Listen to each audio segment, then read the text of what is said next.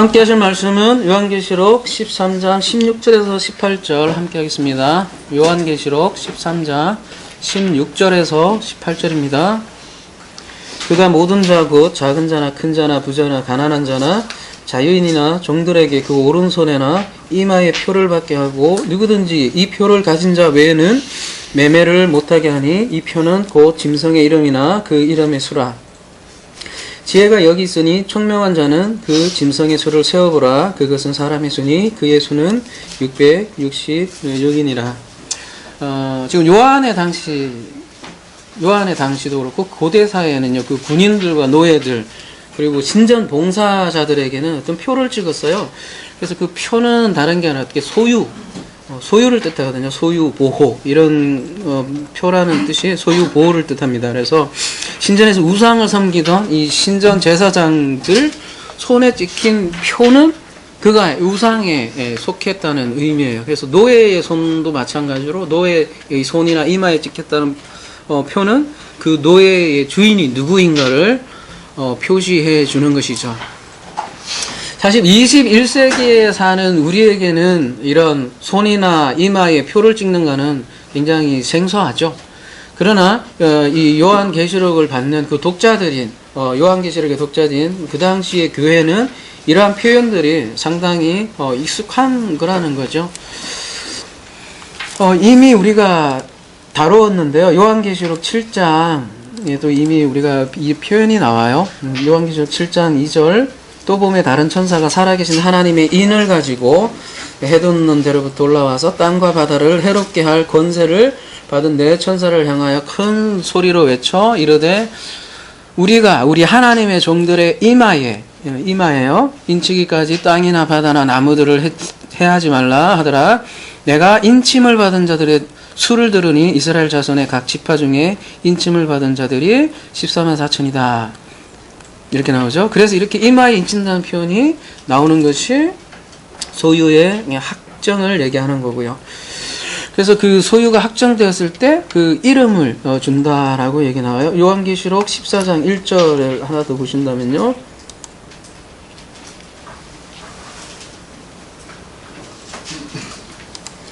또 내가 보니 보라 어린 양이 시온산에 섰고 그와 함께 14만 4천이 서 있는데 그들의 이마에는 어린 양의 이름과 그 아버지의 이름을 쓴 것이 있더라. 이렇게 말씀이 나오죠. 여러분 최초의 표는 어디에서 등장할까요? 최초의 표. 예, 그렇죠. 창세기 4장에 나오겠죠?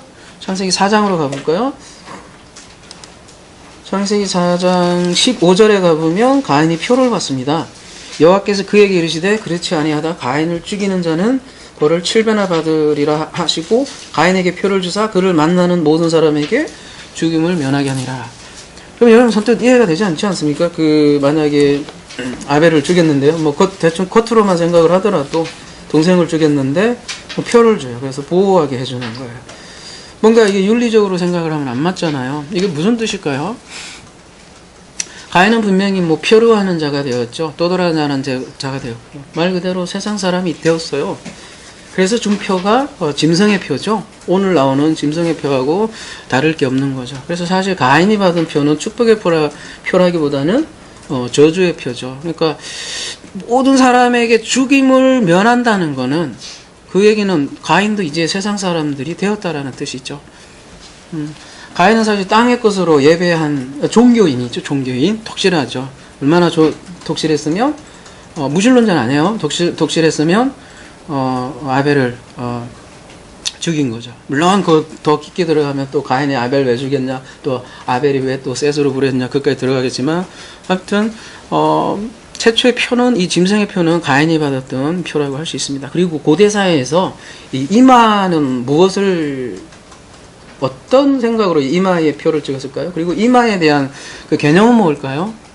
하면 우리가 생각하기에도 이마에는 뭐를 생각할까요? 어떤 상징성이 있다는 거죠. 이마라는 거는. 표도 찍었지만,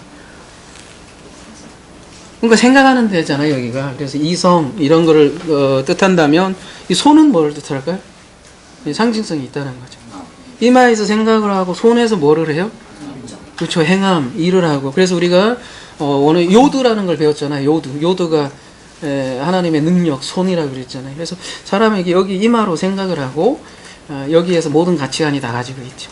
그래서 이마에 이름 찍었다, 이마에 이름이 있다는 거는 모든 가치관이 그 짐승의 그 표를 받는 그면 짐승의 가치관을 가지고 있는 거고, 하나님이 만약에 인을 줬다는 건 하나님의 생각으로 가지고 있고, 그걸 나타내는 게 이제 행함 요도라는 거죠. 그러니까 이 가인의 표는 14만 4천하고는 반대되는 표죠. 표는 받았긴 받았는데 짐승의 표라는 거죠.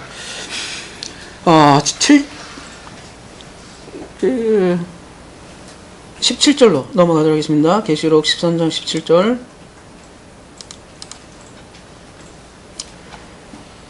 누구든지 이 표를 가진 자 외에는 매매를 못하게 하니, 이 표는 곧 짐승의 이름이나 그 이름의 수라. 18절과 같이 할게요. 지혜가 여기 있으니 총명한 자는 그 짐승의 수를 세어보라. 그 사람 그것은 사람의 수니 그의 수는 666이라. 그 유명한 666 본문이죠. 그 세대주의자들은 이걸 어떻게 해석을 해요? 제가 고등학교 때 우리 부임하신 그 교육전도사님이 한창 이 바코드에 빠져갖고 열광을 하셨어요. 우리 아내도 할 거예요. 같이 살았으니까. 그래서 바코드에 대해서 굉장히 강조를 많이 하셨고요. 그때 666이 저에게는 굉장히 뭐라고 할까요? 깊이 각인이 돼 있었던 것 같아요. 그래서 그 버스가요, 이따가도 살펴보겠지만 6자 들어간 것 같아. 찝찝한 거예요. 66번 666번 버스 이런 거 절대 그땐 그랬어요. 창피하지만 그리고 실제로 바코드가 그런 건 줄 알았고요. 그리고 지금은 뭐가 유행을 해요? 지금 베리칩이 한창 뭐 뜨고 있고, 그렇죠. 오바마 케어 해갖고요. 뭐 일루미나티도 한참 얘기가 됐었고, 그 전에는 아마 EU, 그죠? 그 유럽 국가 10개니까 10불이니까 한참 EU가 떴던 것 같고, 아무튼 시대마다 이게 유행하는 게 있는 것 같습니다. 그래서 우리가 666을 제대로 모르면 이게 시대마다 다르고, 요한계시록을 노스트라다무스 예언처럼 대하게 된다는 거죠. 근데 여러분, 건강한 이성으로만으로라도 생각을 해보자고요. 물론 성경은 그리스도의 영으로만 알죠. 그런데 그냥 이성적으로만 생각을 해도, 여러분 어떻게 요한이 편지잖아요. 편지를 읽고 그 당시 아멘 아멘 했을 거 아닙니까? 근데 읽으면서 어떻게 666을 보고서 배칩을 생각할 수 있을까요? 그 당시 시대는 지구가 둥글다는 것도 모르는 시대인데, 쉽게 얘기해서 어떻게 그 컴퓨터의 복잡한 베리칩을 어떻게 알겠습니까? 그리고 바코드 시스템을 어떻게 알아요? 너무 희한하죠. 그러니까 성경은 그때나 지금이나 같아야 된다는 거죠. 그리고 적그리스도도 마찬가지예요. 사도 시대부터 이미 활동하고 있다고 요한 1서에는 기록을 하는데, 사실은 요한의 시대부터 적그리스도가 활동하고 있었나요? 어때요? 그럼 어떻게 생각하세요? 예수님 시대만 적그리스도가 있었던 것 같아요? 적그리스도는 창세기 3장부터 나오잖아요. 아예 거짓 선지자는 창세기 3장부터 나온다고요. 그리고 창세기 4장도 마찬가지고, 가인은 그 계열을 따라가는 거고, 인류가 있는 한 거짓 선지자는 있는 거예요. 굳이 예수님 시대에만 있었던 것도 아니라는 거죠. 적그리스도 늘 있는 거예요. 늘. 근데 이제 그걸 모르니까 2차 세계대전 때는 누가 적그리스도로 뜨죠? 아돌프 히틀러가 다 적그리스도로 살아있는 화신, 악마의 화신으로 이렇게 해갖고, 그거 지나고 나니까 이제 요즘은 오바마가 이제 뜨고 있는 적그리스도, 그죠? 오바마가 뭔 죄가 있어요.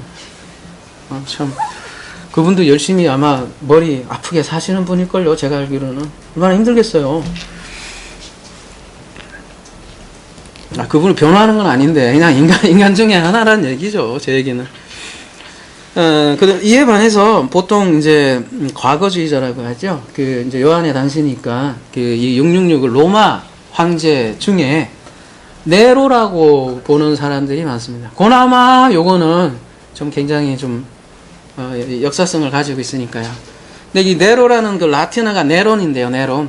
요게 이제 숫자, 우리 이제 게마테리아 봤었죠. 히브리에도 있지만 네론에 이제 적용을 하면 다 합치면 666이 나온다고 그래요.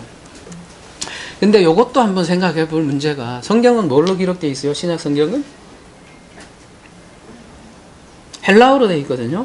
근데 이거를 왜 또 굳이 로마 그 황제 이름을 라틴어로 해서 666으로 맞춘다는 거죠. 지금도 지금도 게마트리아 사용하시는 분들이 있어요. 이분들은 어떻게 하냐면 일단 헬라어로 막 맞춰봐. 그래서 666이 안 나와요. 그러면 라틴어로 해. 라틴어로 해서 666이 아니 히브리어로 해. 그러니 히브리어로 해도 안 나와. 그러면 라틴어로 해. 라틴어로 해도 안 나오면 뭘로 하는지 알아요? 영어. 영어로 하면 666이 나와요. 여러분도 집에 가서 666 여러분이 666일 수 있어요. 그렇게 되면 이 세대주의자들은 그래서 반드시 666을 만들어 내고야 말아요. 탁월한 재주를 가지고 있어요. 이게 우스갯소리 같지만 실제로 여러분 이거에 목숨 거시는 분이 있단 말이에요. 요한 당시에 그 영어도 있지도 않았는데요. 그래서 본문 다시 보시면 이 매매라고 되어 있지만 이 매매는 우리 21세기에서 생각하는 그 경제적 매매가 이게 아니거든요.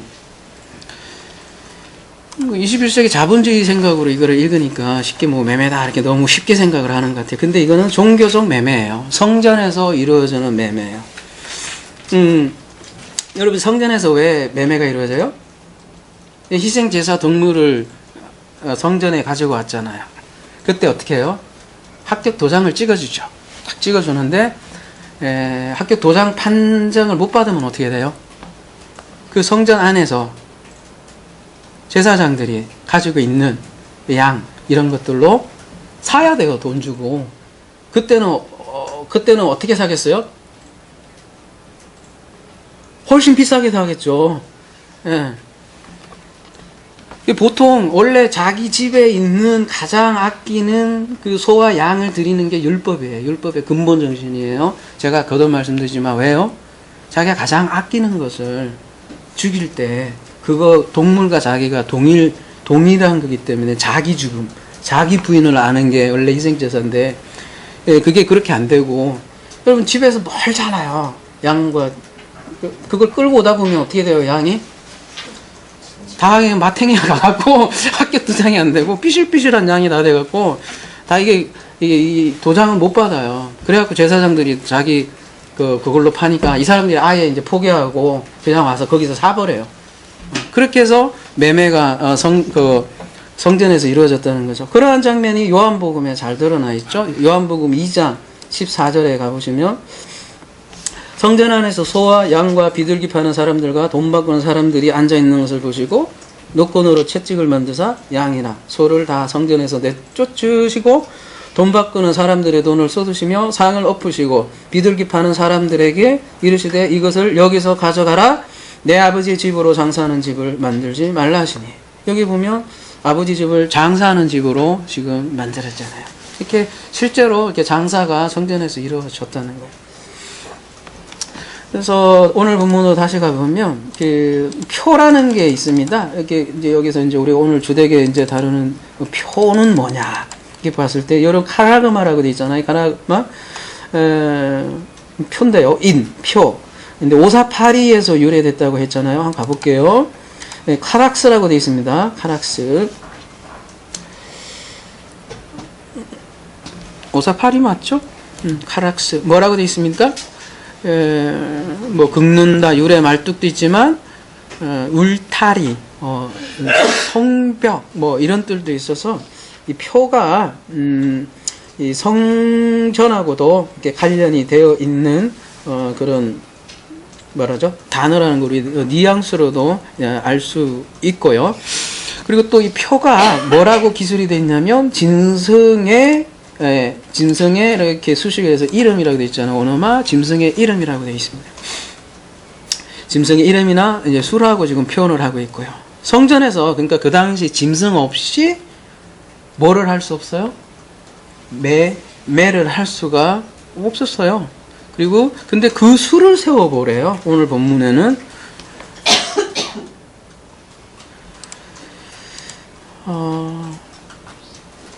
세워보라는 거를 한번 우리 봅시다.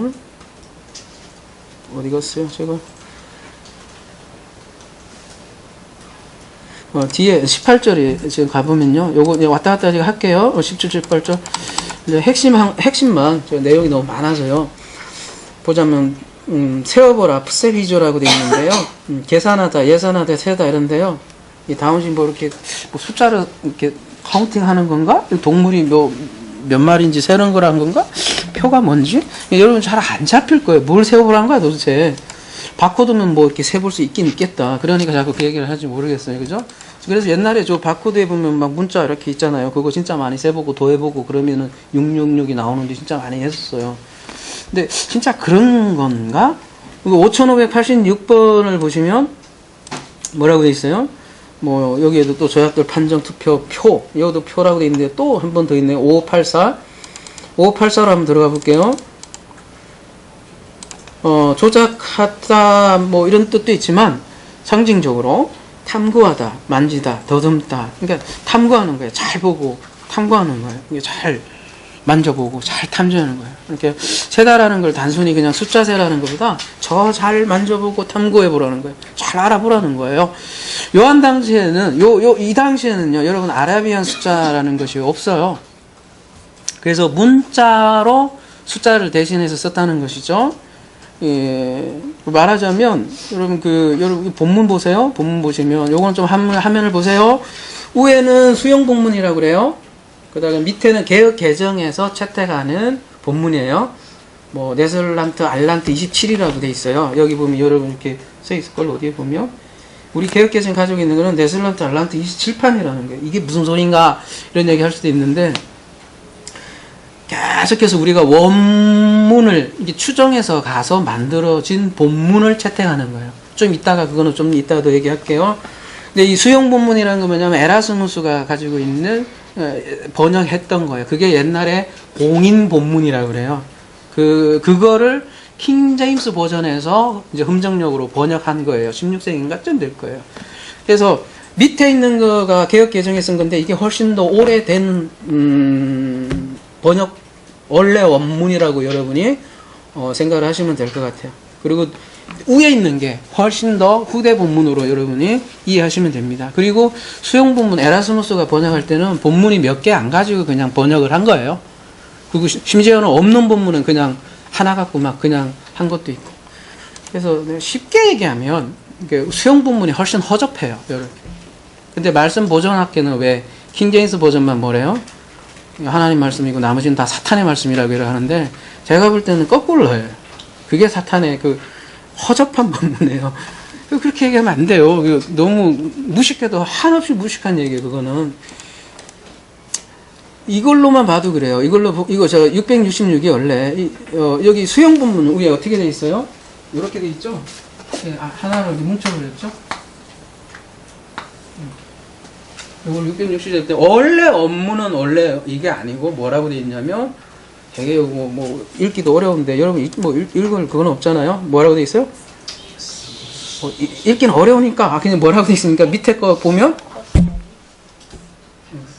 600이에요. 그 다음에 60이고 6 이렇게 구성돼 있다고요. 근데 이제 요거를 후대 본문에 이거를 합쳐갖고 이렇게 얘기한 거죠. 이거는 저 뒤에 나중에 후대 본문에서 그냥 합쳐서 이렇게 얘기한 거라고요. 본문을 바꾼 거예요. 근데 요 본문들이 재밌어요. 키크시크스 스티그마 이렇게 합쳐진 이 단어가 다 뭐같이 생겼어요? 예. 꼬부랑꼬부랑한 게 번같이 생겼죠? 예. 그래서 참 재밌는 본문이에요, 이게. 제가 말씀드리고 싶은 거는 원래 본문은 이거라고요. 666이에요. 그러니까 제 무슨 얘기냐면 600이나 이제 여러분 성경의 이제 상징성을 보면 600이나 60이나 6이나 성경에서는 같다라는 거예요. 666만 딱 이렇게 결합돼서 이게 흔히 얘기하는 뭐 이게 짐승의 숫자 이게 아니라고요. 660 자릿수가 어쨌든 간에 6은 짐승수라고요. 중요한 건 그거예요.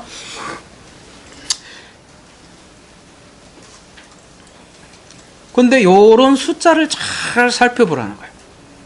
이 6이라는 숫자를 잘 탐구해보라는 얘기예요, 지금.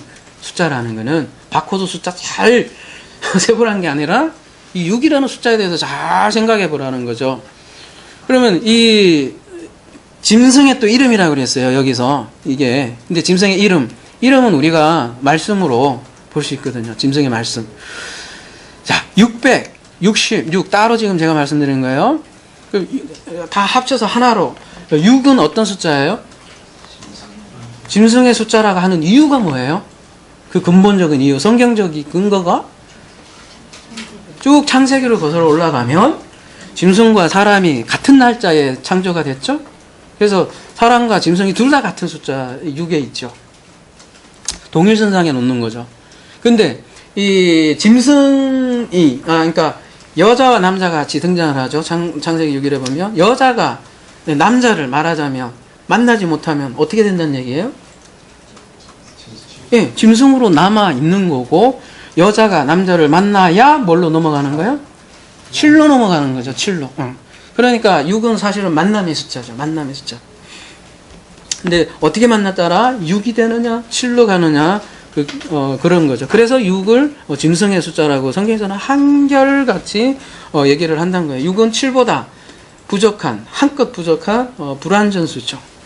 그래서 그런 예들이 굉장히 많이 나와요. 출애굽기 21장 2절에 보면 노예가 나오는데, 노예가 몇 년째 되면 해방을 해줘요? 7년 되면 해방을 해줘요. 그 얘기는 거꾸로 얘기하면 6년 동안 속박을 당해요. 그래서 풀어주는데, 네가 어디 갈래? 그러면 가고 싶으면 가는데, 대부분은 그냥 그 주인이 좋아서 다시 귀뚫고 다시 들어가죠. 그런 숫자예요. 그리고 도피성도 하필이면 몇 개예요? 6개. 그리고 여러분 그 주일학교 때 많이 들었던 골리앗. 골리앗의 피라네. 키가 얼마예요? 골리앗?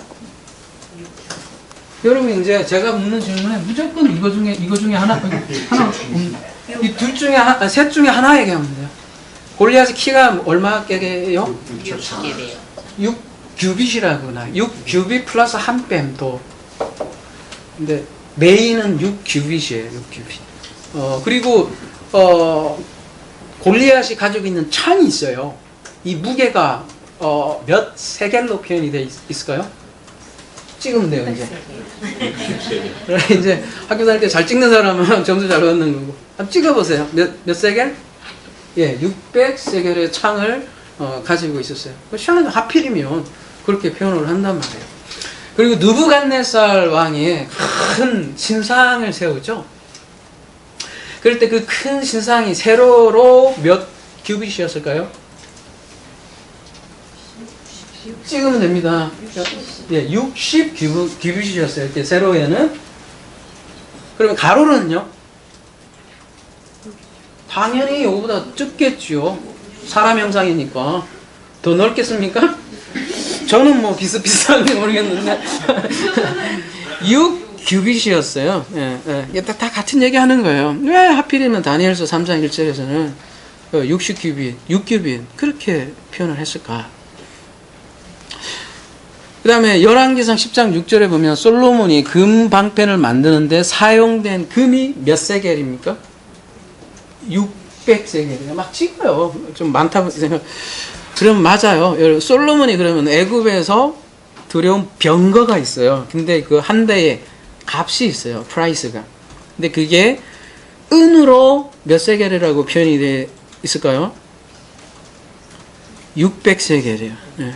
다 이렇게 60, 600은 전부 다 하나님의 언약, 즉 진리에서 벗어난 인간, 그거를 짐승의 숫자로 얘기하고요. 사실은 성경에서 그렇게 타락한 사람은 짐승보다 못하는 걸로 자신은 표현을 해요. 그걸 사탄이라고 표현을 해요. 짐승은 말이라도 듣잖아요. 본능이니 어쩌니 해도. 근데 사람이 타락하면 그걸 사탄이라고 하는 거죠. 근데 참 이게 역설이고 아이러니고 이게 참 우리 인간의 실존이기도 한 것이 이 솔로몬이 말이에요. 어떤 사람이에요? 샬롬의 뜻이기도 하고 성전을 지은 사람이잖아요. 근데 여러분 열왕기상 10장 가볼게요. 열왕기상 10장 14절에 가보면 솔로몬의 세입금의 무게가 금 666달란트요. 이렇게 한 해 이렇게 세입금의 무게가 하필이면 666달란트래요. 모르겠어요. 제가 그 당시에 가서 이렇게 세워볼 수는 없지만 저는 이게 근데 그거보다 히스토리컬 팩트보다는 히스토리컬 미닝이 더 중요하다고 봐요. 뭔가 얘기하고 싶은 거예요. 저자는. 솔로몬이 어쩌다는 얘기예요? 여러분 신명기법에 보면 왕해법이 있어요. 신명기 17장 16절에서 17절 보면 왕은 세 가지를 의존하면 안 된다고 나와요. 신명기법에 보면 뭐요? 하나는 말을 많이 두지 말자. 말을. 두 번째는 말을 왜 많이 두지 말라 그러겠어요? 권력 문제잖아요. 여자도 많이 두지 말라고 하는데 왜 여자를 많이 두지 말라 그래요? 되게 많잖아요. 솔로몬이 여자가. 솔로몬이 여자에 환장한 사람이라 많아요? 그런 거 아니잖아요. 왕들이 여자를 많이 거느린 이유는 뭐예요? 고대에는? 권력 때문이잖아요. 이렇게 또 친인척 관계를 하면 어떻게 나를 배신하지 않겠지. 그런 사상 때문에 다 연합하는 거잖아요. 또 마지막은 은금을 많이 따지 말라고 이렇게 얘기했거든요. 그러니까 말, 아내, 금 이거를 모두 솔로몬은 어떻게 보면 어떻게 됐어요? 범한 거죠. 그런 의미로 사실은 자꾸 솔로몬과 관련해서 6이라는 단어가 등장하는 것은 솔로몬의 타락을 시사하는 거죠. 솔로몬이 타락을 하니까 그 다음 어떻게 돼요? 이스라엘이 분리되잖아요. 하나에서 둘로 분리되잖아요. 이게 역사의 히스토리가 자꾸 반복되는 거죠. 그래서 오늘 본문으로 다시 돌아가면 그 매매를 하지 못하게 하는 표로 등장을 하고 그 표가 짐승의 이름이라고 하고 짐승의 이름은 말씀을 뜻하죠. 그러니까 정리하자면 짐승이 주는 말씀, 일단 소결론은요 또 더 있지만 그게 6이라는 거예요. 짐승이 주는 말씀. 말씀도 좀 그렇죠. 짐승이 주는 말씀이니까. 짐승이 주는 변질된 말씀 이러면 좀 낫나? 그냥 말이라고 합시다.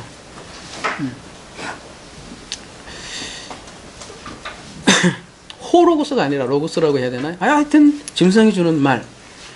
그래서 성전에서 종교 장사하는 그런 말. 그러면 성전에서 종교 장사하는 그 존재는 누구예요? 그 당시 예수님 당시 요한의 당시. 그렇죠. 요한복음 8장 자주 나오는 본문인데 어쩔 수 없네요. 요한복음 8장 44절에 의하면 너희는 너희 마귀에게 났으니 이렇게 나오잖아요. 살인한 자고 거짓말하고 거짓 아비요 이렇게 얘기하는데 이거 누구한테 지금 예수님이 얘기하는 거예요? 네, 바리새인과 서기관들한테 지금 얘기하는 거잖아요. 종교 지도자들이죠. 한마디로 얘기하면. 그러니까 예수님은 지금 바리새인과 서기관들에게 너희가 지금 아비가 마귀래요. 그건 무슨 얘기예요? 바리새인이 섬기는 그 하나님이 너희들 아비라고 그렇게 얘기를 하는 거죠. 그리고 그 아비가 마귀니까 그 자식도 마귀라고 이렇게 얘기를 하는 거고요. 물론 바리새인들이 언제 마귀 섬긴 적 있나요? 네버. 그들이 생각하기에 누구를 섬겼어요? 하나님이요. 누구보다도 하나님 사랑하고 하나님 사랑했어요. 이게 현실이에요. 그 누구도 마귀를 섬긴다고 생각하시는 분들은 없어요. 물론 사탄교도 만들어서 하더만 그 사람들 아예 대놓고 하지만 대부분은 그렇지 않더라는 거죠. 모르고 섬기는 그 하나님, 그게 마귀가 되는 거예요. 그래서 베드로죠. 베드로가 하나님의 일을 방해하니까 십자가 진다고 하니까 안 돼요. 그러니까 뭐래요? 베드로 보고 사탄에 물러가라고 하잖아요. 그러니까 사탄의 십자가 멀리 있는 게 아니라 곧 하나님의 일을 대적하는 그 영을 가진 사람이 사탄이 되어 버리는 거예요. 그래서 666은 짐승들이 주는 표라고 했는데 짐승들이 주는 그 말씀이라고 그런 거예요. 그러면은 구체적으로 그러면 뭐냐 이거를 알아야 될 거 아니에요. 항상 구체적이야 싸우든지 방어를 하든지 할 거 아니에요. 짐승들이 주는 표, 말씀 이러면 여러분 너무 추상적이지 않아요? 짐승들이 주는 말씀 어쩌라고 우리 시대에 그걸 정확히 알아야 되는 거죠. 그러니까 다시 말씀드리지만 예수님 당시는 바리새인과 서기관들이 주는 표, 말씀이란 말이에요. 그리고 이 표는 경제적인 표가 아니라 종교적인 표라고 제가 지금 말씀을 드렸고요. 그리고 그 당시에는요, 짐승 없으면 희생 제사를 드릴 수 없었잖아요. 그게 그들이 가진 표고요. 그러니까 이 표는요, 우리가 베리칩이니 뭐 그런 것들은 21세기 등장한 거니까 논의 대상이 될 수가 없어요. 제가 말씀드리는 거는 이 표는 가인 때부터 시작을 해서 지금까지 늘 있어야만 되는 표예요. 그게 뭐냐는 거죠. 요한 당시에는 성전에 나서 나오는 그런 표들이지만 우리에게도 마찬가지로 있을 거라는 거죠. 그게 뭐냐는 거죠.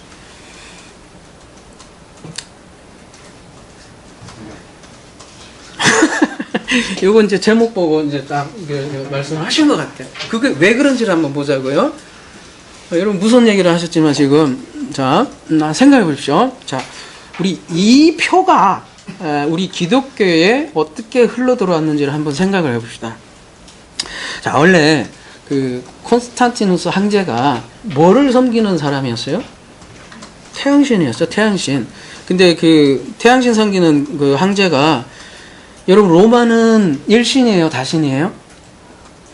다신이에요. 다신인데 그 뭐 환상을 봤다 그러잖아요. 봐갖고 전쟁을 이겼어. 기복신앙이지. 야 해주니까 좋아. 그러니까 기복신앙이 딱 그거잖아요. 그래서 313년에 밀라노 칙령이라는 거를 통해서, 그죠? 313년에 밀라노 칙령을 통해서 기독교를 흡수하죠. 우리가 많은 사람들이 이 밀라노 칙령이 기독교를 대표 신앙으로 이렇게 채택했다고 생각하는데 아니요, 천만에요. 만만의 공덕이에요. 그게 아니라 많은 종교 중에 한 종교로 채택을 한 거예요. 그래서 밀라노 칙령이라는 거는 그러니까 채택했으니까 이제 핍박하지 마라. 풀어준 거라고요. 그러니까 그 당시에는 초기에는 기독교가 대표 종교로 인정한 게 아니라 한 종교로 로마 제국을. 근데 이제 시대가 지나가다 보니까 이게 되거든요. 이게 이론도 되고 그러니까 여러분 325년에 니케아 공회라는 최초의 이제 기독교 회의가 시작을 됐죠. 그래서 그 니케아 공회의 가장 주된 거는 뭐냐면 아리우스를 이단으로 만들어버린 그 종교거든요. 아리우스 논쟁이라는 게 뭐냐면 아리우스는 예수의 신성을 거부한다. 이놈은 싸가지가 없다 해갖고 얘를 이단으로 탁 축출을 했다라는 거를 우리가 대부분은 니케아 공회로 알죠. 대부분 그렇게 하는데 사실은 실상은 그게 아니에요. 실상은 뭐냐면 그런 종교 회의를 하는 근본적인 이유는 콘스탄티누스 황제가 왜 종교 회의를 하겠어요? 여러분 콘스탄티누스가 망나니인 거 아세요? 한 번도 기독교인이 아니에요. 그 엄마도 다 죽여버리고 그런 사람이 무슨 망나니 중에 망나니가 콘스탄티누스인데 기독교인 적이 없어요. 기독교인 하면 그렇게 못해요. 한 번도 기독교인 적이 없어요. 근데 왜 그 사람이 기독교에 모아놓고 회의를 하냐고. 그것도 아리우스가 이단이라고 지가 뭔데 회의를 합니까? 이유가 뭘까요? 그게 우리가 역사의 이면을 읽어야 된다는 거죠. 왜 그럴까요? 그러니까 교황을 잡으려고 하는 거예요. 교황을. 그러니까 본인이 직접 종교에 뛰어들 수는 없는 거거든요. 황제가. 그럼 모양새도 안 좋고. 가장 좋은 방법은 교황 딱 세워놓고 교황만 잡으면 돼요. 그래서 교황을 잡기 위해서 늘 일어나는 회의가 그 종교 회의였어요. 초기에. 그러니까 이런 거예요. 우리가 여러분 조선시대에 왜 유교를 잡았을까요? 유교가 진리라? 왜 그동안은 불교였는데 왜 이성계가 유교를 잡았을까요? 이데올로기 때문에. 그걸 딱 잡아야 그거를 딱 규합을 하고 통합을 시킨다는 거죠. 그래서 늘 보면은요, 새로운 황제가 딱 들어서면 어떤 이데올로기도 항상 같이 잡아야만 돼요. 그래야만 이게 국민을 포섭을 할 수 있는 거죠. 지금도 항상 여당끼리 싸우는 거는 이념의 싸움이잖아요. 그러니까 지금 로마 황제가 지금 기독교를 채택한 거는 그 이데올로기의 한 부분이고 그 황제 쪽으로 모든 권력을 모으기 위해 하는 거죠. 약 먹었습니까? 콘스탄티누스가 얼마나 똑똑한데. 그러니까 황제가 교황을 지배하기 위한 거고요. 또 왜 교황을 잡으면 백성들을 다스릴 수가 있는지 아십니까? 그 교리에 의하면 우리 카톨릭이라고 하잖아요. 그 공회라고 하잖아요. 여기에 하는 공회는 뭐냐면 여기에 그 교리에 의하면 교황은 신의 대리자거든요. 포프라고 해요, 여러분. 어마어마한 말이에요, 이거. 아무것도 아닌 것 같죠? 포프가 무슨 뜻이에요? 교황이 포프잖아요. 이게 무슨 뜻이에요? 어부지, 지가. 나 이제 혼나겠다.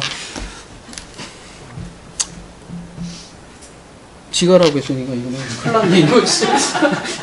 아, 괜찮아. 요즘 여러분 스포트라이트라는 영화 봤어요? 지금 영화 개봉됐는데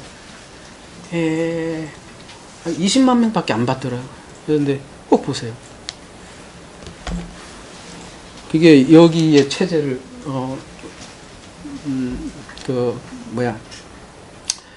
진실을 추구해 나가는 기자들 얘기인데 어마어마해요. 그 밑에서 물밑 작업하는 이 시스템, 종교 시스템의 어마어마한 그런 세력들의. 왜냐하면 신자들이 그게 무슨 주였더라? 그 영화에서 나오는 그 주가 정확히 제가 보스턴이었나요? 정확히 기억이 안 나는데 그 주민들이 전부 다 가톨릭 신자니까 무슨 판결을 해도 다 가톨릭하고 그걸 뒤에서 다 잡고 있는 게 그 뒤에 최고의 사제들, 그 주교들이 다 잡고 있다라는 그런 얘기가 벌써 영화에 벌써 나와요. 뭐 제 얘기도 아니고 실제 실화고요. 그래서 모든 사건들이 다 무마되는 뭐 그런 내용들을 본 게 스포트라이트인데 아카데미 작품상 받은 영화인데 희한하게 이런 영화는 안 봐. 안 보고 별로 애낄 수 없는 막 그런 영화는 많이 그것도 뭔가 있겠죠. 근데 아무튼 음모론자도 아니고 아무튼 여기 캐톨릭의 가장 중요한 교리는 그거예요. 신의 포프는 신의 대리자라는 거예요. 그리고 이 교황 혹은 그 밑에 있는 사제, 주교 이런를 통해서 구원받는 시스템이에요. 말은 그렇게 안 할지라도 실제로 사제들이 제사함해 주는 시스템이라고요. 그래서 반드시 지금도 고해성사라는 게 있잖아요. 그리고 반드시 미사가 있어야 돼요. 여기는 응? 반드시 성도들이 이렇게 모아 들어와야 돼요. 안 그러면 구원 없어요. 저기 천주교한테 물어보세요, 여러분. 반드시 그 사제 시스템을 통과할 수가 없어요. 여기는. 근데 여러분 역사는요 승자의 역사라는 걸 꼭 아셔야 돼요. 꼭 진리는 늘 소수 있는 사람들, 다 죽어간 사람들이 진리를 잡고 있는 거예요. 자, 이런 제국 교회에 속하지 않았던 순수 기독교인이 있었다는 거예요. 늘 있었어요. 이 사람들은 늘 핍박당하고 늘 죽임당했어요. 근데 이 사람들의 주된 논리는 뭐냐면 누구의 도움도 없이 직접 하나님을 알 수 있고 믿을 수 있다. 그리고 부활하고 영생을 한다는 것을 그들의 믿음으로 알고 있었다는 사람들이 순수 기독교인들이에요. 누구의 도움도 필요 없다고요. 그러니까 그 때문에 굳이 사제가 필요 없었어요. 순수 기독교 자체는. 근데 그러니까 이 사람들은 개인의 깨달음을 그래서 굉장히 중요시했고요. 그러니까 이런 믿음은 어디에 예속되지가 않아요? 교황의 예속이 되지 않는 거예요. 그 말은 곧 누구의 권력에 예속이 되지 않아요? 황제의 권력에 예속이 되지 않아요. 그러니까 인간들은 눈에 가시야 가지. 말을 들어 처먹지 않아. 그럴 수가 없어요. 스스로 진리를 깨달을 수 있다고 하니까. 그래서 어떻게 해요? 중세시대는 일반인들을 어떻게 해요? 성경을 보지도 못하게 만들었잖아요. 그래서 이것들을 숙청을 해야 되겠다라고 생각한 게 종교예요. 근데 여러분 잘 생각해 보십시오. 숙청을 하려면 어떻게 숙청을 해요? 반드시 진짜 좋은 것들은 다 태워버려요. 그래서 쉽게 얘기해서 순수 기독교인들이 한 작품들 이런 거 있잖아요. 싹 다 태워요. 분석행위라고 하잖아요. 진짜 좋은 거 많아요. 근데 그런 건 다 태우고 진짜 좀 허접한 거 있잖아요. 예? 그 중에서도 좀 아류가 있을 거 아니에요. 예, 진짜 그 순수 기독교 말고 조금 그 덜 떨어지는 소리 하는 사람도 있잖아요. 그런 거 작품 딱 해서 막 다 까요. 그게 기록에 남겨 있는 게 우리 지금 신학자들, 교수들이 가지고 있는 문서, 옛날 2세기, 3세기 그 문서 갖고 주의하고 논술한다는 그런 다 쓰레기 자료들 가지고 지금 그 순수 기독교를 평가하고 있다니까요. 보세요. 그래서 그때 1차 종교회 때 그 편협한 자료로서의 그거를 그 사람들은 영지주의자라고 몰아붙이면서 까요. 근데 그 영지주의라고 그 사람들이 평가한 영지주의가 순수 기독교인인가 한번 보세요. 여러분 보세요. 여러분 신앙하고 한번 맞춰보세요. 이게 진리인가? 이게 어디에 나온 거냐면 여러분이 그 집에 가서 네이버에 탁 찍어보세요. 네이버 박사요, 박사. 닥터 네이버. 요즘 아주 좋은 세상이에요. 여기에 보면 여러분 네이버에서 이거 딱 네이버에 영지주의 탁 치면 3개가 나와요. 꼭 3개 다 읽어보세요. 응? 꼭 3개 다 읽어보시고 그 더보기도 있는데 두 번째는 이제 교황사전에 나오는 건데 이건 더 유치해. 아주 악랄해. 뭐 되지도 않는 뭐 악신 이런 걸로 만들어버리고 이거는 진짜 악랄해. 교황사전이. 그리고 세 번째가 읽을만해요. 한번 꼭 읽어보세요. 그리고 제가 얘기하는 거는 이 보편적인 그러니까 기독교에서 이렇게 영지주의를 깔 때 쉽게 얘기해서 제가 언어가 좀 저렴한데 요 정도로 생각을 해요. 영지주의를 한번 보세요. 그대로 이거는 좀 읽을 만한 거기 때문에 한번 다뤄야 되기 때문에 영지주의에 대해서는 언제 한번 제가 자세하게 할게요. 초대교회가 겪어야 했던 또 하나의 주요 이단은 영지주의였다. 이들은 에비온파와는 여러 면에서 대조적인 특징을 보여줬다. 에비온파는 뭐 유대주의자들이에요. 근데 이들은 유대 전통보다는 히랍 사상의 관점에서 기독교에 이해하려고 한 자들이다. 그들의 영과 정신은 선하고 육과 물질은 악하다는 극단적 이언론을 근거하여 구약의 창조주 하나님을 물질을 만든 저급한 신으로 만들었다. 이렇게 평가하잖아요. 근데 실제 순수한 기독교인들은 이렇게 생각했을까요? 아니요. 이 물질을 절대 비하시키지 않았다고. 이론론이라고요, 오히려. 근데 이렇게 매도를 해본 게 그들은 구약과 신약의 단절성을 과도하게 강조하였고 그리스도의 인성에 타격을 줄 만큼 신성을 강조하였다. 선한 그리스도의 영이 악한 인간의 육을 입었다는 사실을 받아들이기를 꺼려하였기 때문에 그들이 설명하는 기독론은 가연설로 이겼다. 그러니까 주로 얘기하는 게 물질을 악하게 봤다는 관점으로 그냥 영지주의를 겉으로만 해석을 하는 거예요. 수준이. 그리고 그리스도가 입은 육신은 그렇게 보였을 뿐이지 실제로 인간의 육신을 입은 것이 아니라는 것이다. 그들은 육을 영의 감옥으로 이해했기 때문에 영을 가지고 있는 육을 제어하고 영을 육으로 해방시키는 방법으로 과도한 금욕주의를 적용했다. 이게 이해되세요? 그러니까 영은 고귀하고 물질은 악하기 때문에 물질을 제거하는 거야. 그러니까 금욕주의 하는 거야. 금식하고 뭐하고 그런 게 영지주의자라고 생각을 하는 거예요. 근데 가만히 생각해보면 그 짓을 지금 교회에서도 하는 것 같은데 그러잖아요. 잘 생각해보세요, 여러분. 진짜 영지주의가 누군지 잘 생각해보세요, 여러분. 또 그들은 구원에 이르게 하는 비밀한 지식을 추구하고 있으며 예수는 지식을 매개하는 중재자로 생각하였다. 구원의 방법으로서 지식을 중시하는 것은 영지주의의 히랍 철학의 영향을 감지되는 부분이다. 영지주의는 결코 통일된 운동이 아니었으며 지역과 지도자에 따라 다양한 양상을 띠는 종교적 혼합주의의 특징을 다분히 보였다. 기독교 신학과 삶의 양태 안에서 항상 영지주의적 요소들이 완전히 배제하지 않았으며 영과 육을 구별하는 금욕주의적 특징은 기독교인들의 삶의 방식에 강조했다. 자, 한마디로 정리하자면 그거예요. 아주 피상적인 공격이에요. 뭐예요? 영, 육 해서 영은 선하고 물질은 악하게 본다. 이게 영지주의에 대한 보편적인 해석이고 아까 교황 사전의 해석은 더 유치하게 해놨어요. 아주 별소리 다 했다는 소리로 이렇게 나오는데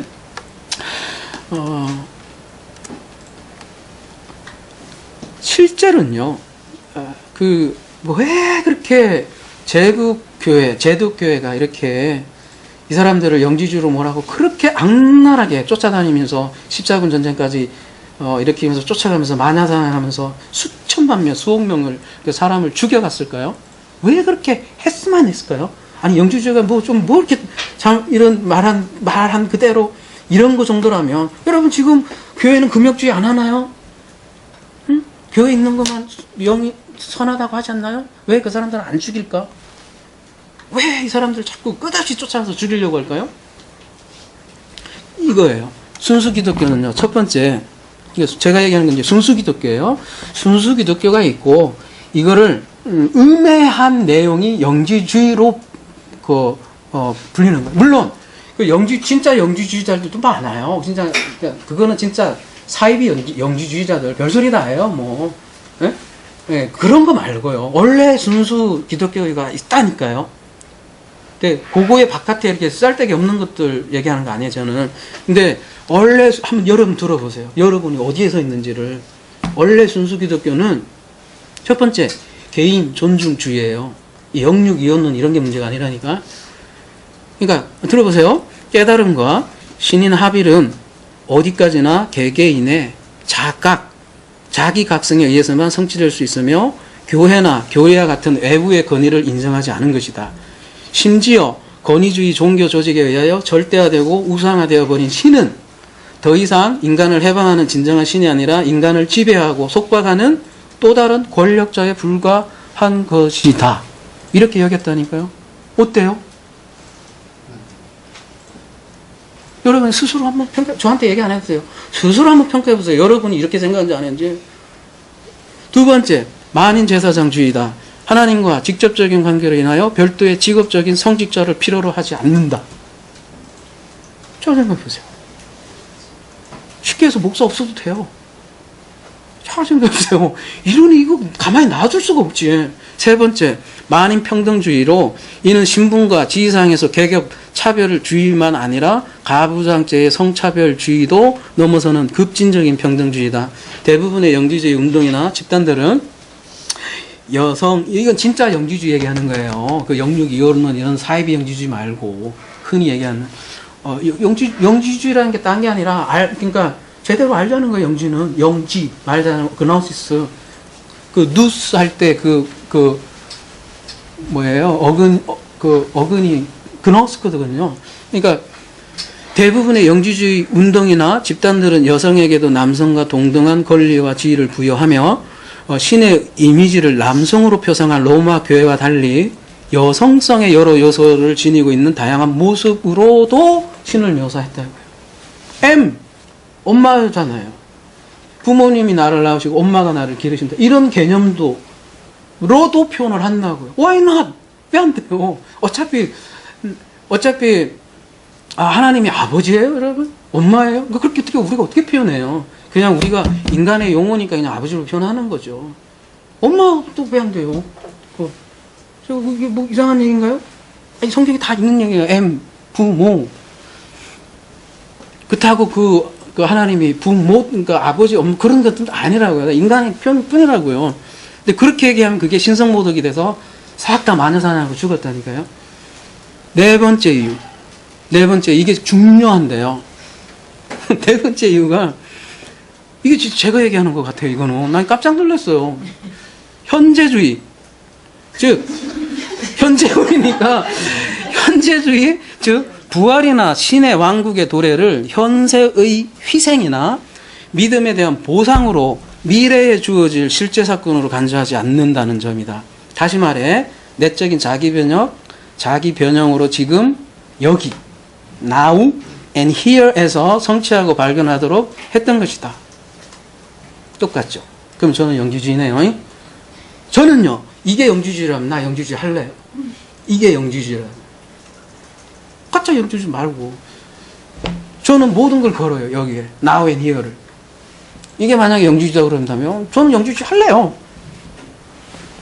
그리고요 인간의 고통 속에서 사는 것이 죄 때문이 아닌 참 나에 대한 무지 때문이라는 것이 영지주의 핵심이다.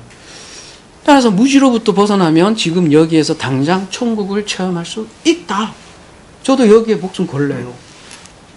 몰라서 그런 거예요.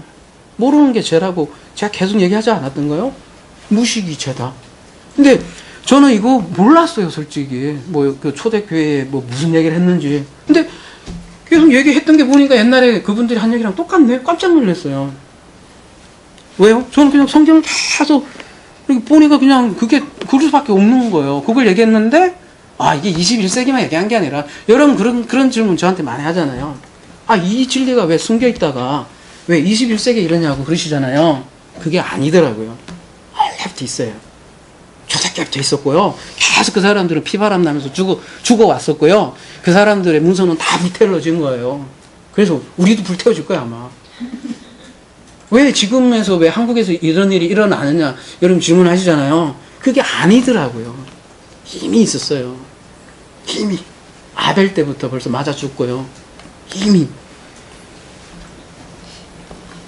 그렇다면 도대체 누가 정통이나, 아니 정통이라는 단어가 싫어요. 누가 정통일까? 이거보다는 오히려 누가 더 성경에 가까울까? 아니 이거보다는 누가 더 예수님이 얘기하신 그 말씀을 하는 걸까? 이게 중요한 거 아니냐는 얘기죠. 근데 쉽게 생각해 보세요. 그 망나니 콘스탄티누스가 과연 예수님이 하신 말씀하고 똑같은 생각을 가지고 있을까요? 또한 그 교황이 과연 예수님이 하신 말씀과 똑같이 하고 있을까요? 제국교회가? 제국교회의 그 망나니한테 빌붙어서 종교회의에 따라간 사람이 과연 그럴까요? 마리아는 하나님이 아니다라고 얘기한, 그죠? 네스토리우스가 오히려 이단에서 도망갔는데 누가 더 맞는 얘기일까요? 마리아가 하나님이에요? 역사는 성자편이에요. 그래서 1차 종교회의 자료에 따르면 영지주의자들은 예수를 부인했다고 이렇게 또 매도를 해요. 왜요? 이것도 잘 내용을 잘 들어보세요. 여러분이 어떻게 알고 있는가? 예? 여러분이 어떻게 알고 있는가 한번 여러분의 신앙하고 한번 비교해 보세요. 그럼 깜짝 놀랄 거예요. 여러분도 바로 죽을 거예요. 자, 잘 들어보세요. 이 당시의 신앙이에요. 이 사람들의 첫 번째, 예수는 자신을 인자라고 했다. 예수께서 그랬듯이 나도 말씀을 입으면 아들이 된다. 모든 하나님의 백성은 예수다. 내가 하나님과 하나라는 것을 깨닫는 것을 부활이라고 생각을 했어요. 그 당시 사람들도. 내가 하나님과 하나라는 걸 깨닫게 되는 게 최종적으로 우리의 구원의 마지막 부활이라고 얘기를 했고요. 그래서 제국교회가 보기에는 영주주의자들이 가르치면은 예수가 없다고 생각을 한 거예요. 왜요? 그들이 보기에는 예수를 안 믿는다고 봤어요. 왜냐하면 그들이 생각에는 삼일체 교례를 또 나중에 만들었잖아요. 예수를 어떻게 이해를 하냐면 몸을 입고 어딘가에 삼층천 위에 어딘가에 존재하는 육체적인 존재로 생각을 했기 때문에 그렇게 믿는 거하고 내가 하나님을 믿는 내가 예수가 되라는 그 개념하고는 완전히 다르죠. 완전히 다르죠. 그러니까 이놈들은 예수 안 믿고 지가 예수라고 그런 생각을 하는 거고 부인한다고 생각을 하는 거죠.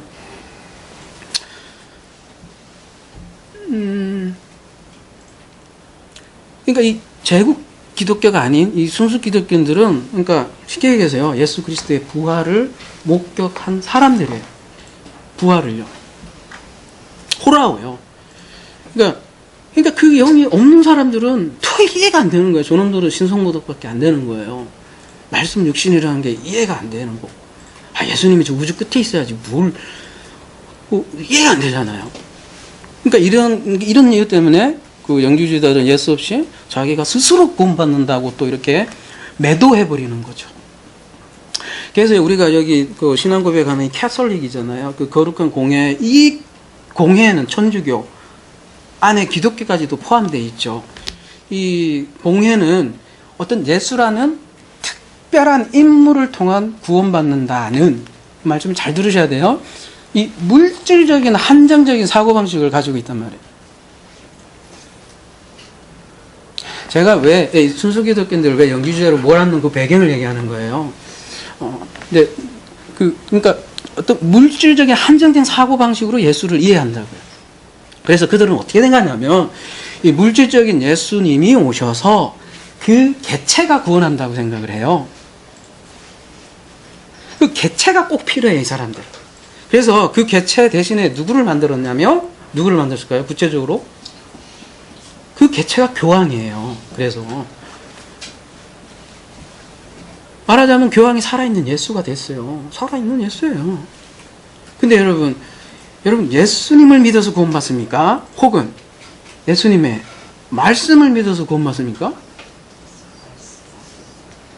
뭐 분리하는 것도 좀 그렇긴 하지만 궁극으로 말씀이거든요. 단순히 어떤 개인의 어떤 임무 이런 게 아니에요. 무슨 얘기냐면 그리스도는 지금 영으로 우리와 함께 하신다는 거예요. 그러니까 성령과 나 아들은 영으로 하나라는 거예요. 하나. 그래서 구약에서도 셰마 이스라엘아, 하나님은 유일한 하나님이다, 한 분이다 그러는데 갑자기 세 분을 만들어 버린 거예요. 종교회의에서요. 왜 세 분을 만들었냐면 예수님은 그렇게 이해하기 때문에, 또 부활을 경험하지 못하기 때문에. 여러분, 하나님은 한 분이에요. 영이신 한 분이고요. 이 삼위일체에 대해서는 제가 월요성경 공부 때 이제 우리 원의 단계 아버지만 끝나면 좀 얘기할게요. 그때 하나님은 누구인가, 사람은 누군가 했잖아요. 그러면 그 다음 하나님과 사람의 관계는 무엇인가 했때 말씀을 드리든지 그렇게 할게요. 한 분이에요, 하나님은. 여러분, 세 분이면 누구한테 기도할 거예요? 보통은 이렇게 하겠지. 성령의 도움을 받아서 성자의 중보를 통해서 아버지께 기도한다 이렇게 얘기하잖아요. 그거는 그냥 이방신 개념이고요. 한 분이에요, 한 분. 이 하나라는 걸 이해 못하면 절대 이 부활도 이해할 수 없고 그렇단 말이에요. 자, 제가 여기까지 얘기했어요. 자, 여러분이 신앙하고 어때요? 만약에 틀리다 이러면 여러분하고 나하고도 많이 틀린 거고. 아니, 이게 제 얘기가 아니라 그때 그 사람들이 이렇게 주장하다가 다 이단으로 몰리고 죽었다니까요. 근데 저는 이렇게 봐요. 솔직히 여러분 얘기하면. 그 당시에 있으면 저도 아마 죽었을 거예요. 그 다음에 더 심각한 거 얘기할게요. 더 심각하게 이제부터 진짜예요. 또 이게 요즘 제가 요한계시록을 하면서 너무 힘들어. 뭐 힘들다는 게 어떤 좀 살살하고 싶어요. 저도. 근데 자꾸 하나님 말씀 주시는데 어떻게 여러분 말씀 주신다니까 신비적으로 생각할 것도 없어요. 그냥 보이니까요. 그냥 보이니까요. 깨달아지니까요. 그러면 이거 자꾸 수위를 계산을 한다고요, 저도. 근데 제가 늘 얘기하는 거에 2배가 되잖아요. 그러면 뭐가 2배가 돼요? 오늘을 산다며. 그럼 오늘 내가 알면 오늘 줘야지. 그게 맞나 아닌가요? 물론 이제 이거 받는 사람은 어려울 수도 있을 거예요. 그러나 언젠간 여러분 이해하실 거야, 아마. 오늘 못 받아들인다면. 그런 마음으로 전할게요. 그 인쇄술이 발달하기 전에 그 성경은 어떻게 했어요? 여러분? 전부 다 필사예요. 필사. 그래서 지금은 이렇게 다 인쇄가 탁탁탁 돼갖고 짤 없죠. 점 하나 이게 바뀔 수가 없는 거예요. 근데 그 당시에는 필사를 했기 때문에 졸다가 딱 찍으면 이게 갑자기 콤마가 딱 찍히면요 문맥이 바뀌어요. 그거 아셔야 돼요. 이 헬라어는 특히 그래요. 갑자기 그냥 콤마인데 갑자기 엔딩이 돼버리면 갑자기 느낌이 다 달라지고 교리가 바뀌어요. 그게 무서운 언어의 힘이에요. 근데 그렇게만 해도 오류들이 이건 다 알아요. 목사들은. 말 안 해. 성도들한테. 왜요?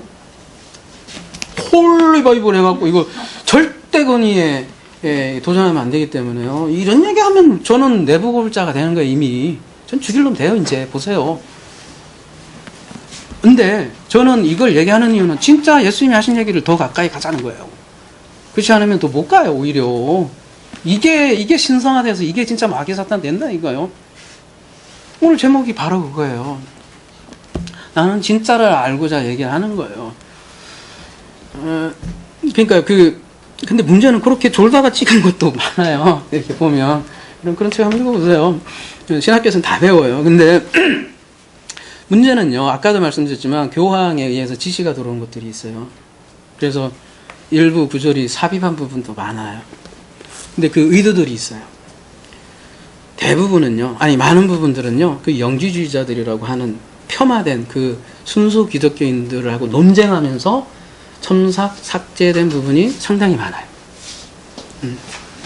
그래서 그런 논쟁이 그걸 보호하기 위해서 제국교회가 본인의 교리를 바꾸기 위해서 분리한 부분이 있어요. 원래 부분은 누가 봐도 그게 맞는 거야.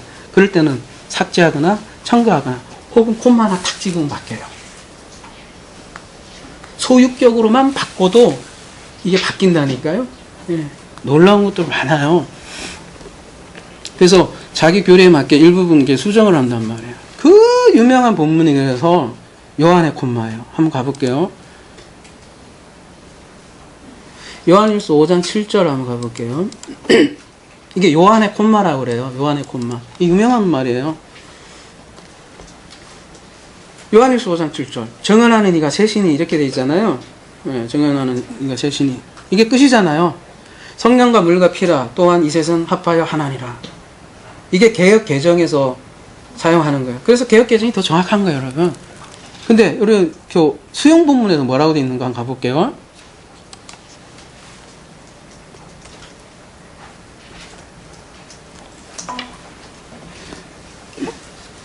뭐라고 돼 있어요? 요 밑에 보면 아니 위에가 이렇게 돼 있잖아요.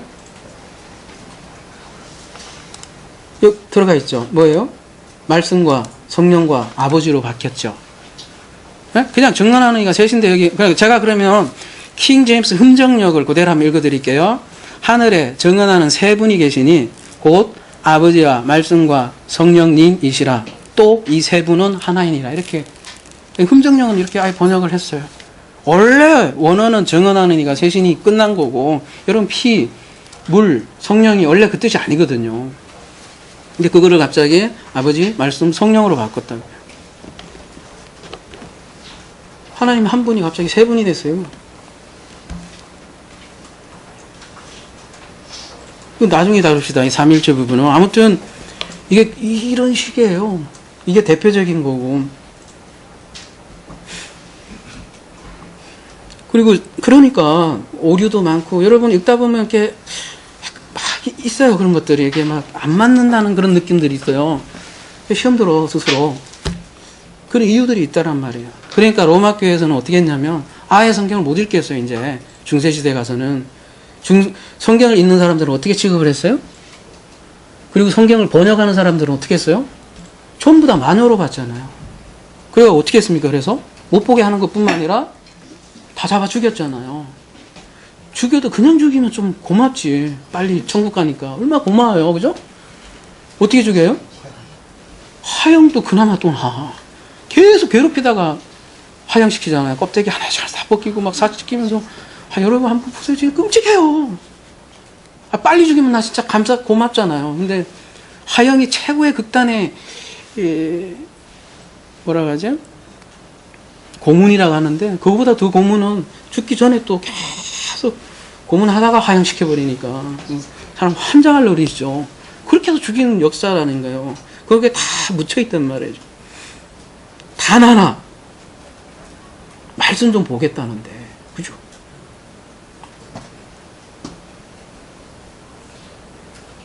그게 여러분이 쯧쯧쯧쯧 하시죠. 어찌 그럴 수 있냐 그러는데, 지금은 안 그래요? 잘 생각해 보십시오. 어디 성경 공부 간다 그러면 무조건 신천지라고 하고, 혼자 뭐 원어 공부 좀 하려고 하면 무조건 이단이라고 쯧쯧쯧 하고. 옛날에는 칼로 죽였죠? 요즘은 어떻게 죽여요? 고립시켜버려요. 그냥 왕따 시켜버리고요. 여러분 한번 신천지로 지키면, 제가 신천지 보호하는 거 아니에요? 저도 신천지 안 해요. 무조건 고립시켜버려요. 그냥 간첩 취급하고요. 그죠? 뭐 어디 성경 공부한다 생각을 하면 똑같아요. 그때나 지금이나. 그래서 우리가, 여러분이 아실 거는 이 성경 자체가 원문 아니에요. 꼭 아셔야 돼요. 원문은 성경 무엇을 하잖아요. 원문은 원래 따로 있고, 그거는 어느 누구도 밝혀져 있지 않아요. 그래서 그걸 계속 추정하는 추적하는 역사가 지금 네덜란드 알란트 27판까지 나왔다고. 1, 2, 3, 4, 5, 6에서요. 또 나와요. 28판 벌써 나와 있어요. 근데 왜 안 나오냐면 지금 보수학자들이 좀 오픈하지 말라고 해서 계속 킵하고 있는 거예요. 그거 좀 하지 말라고. 왜냐면 또 바뀔 게 있으니까. 자꾸 바뀌면 어떻게 해요, 사람들은? 자꾸 신뢰성이 떨어지니까. 그렇단 말이에요.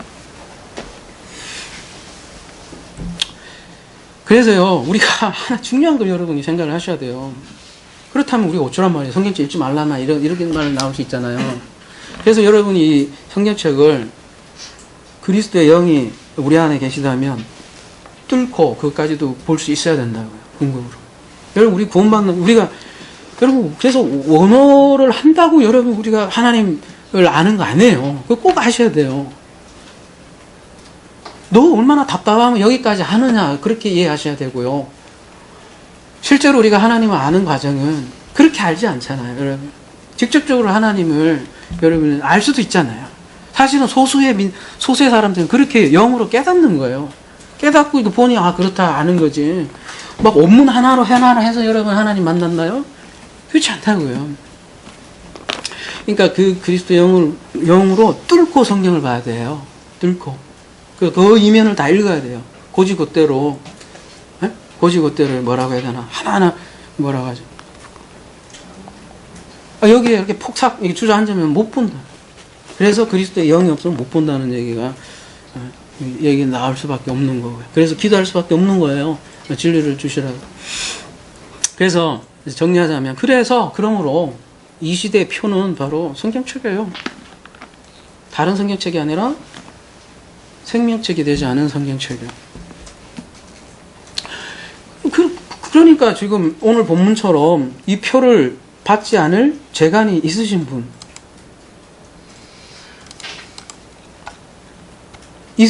손 들어보시라고. 없지요. 표 다 받았어요. 그거 인정하시면 된다고. 인정하시면 돼요.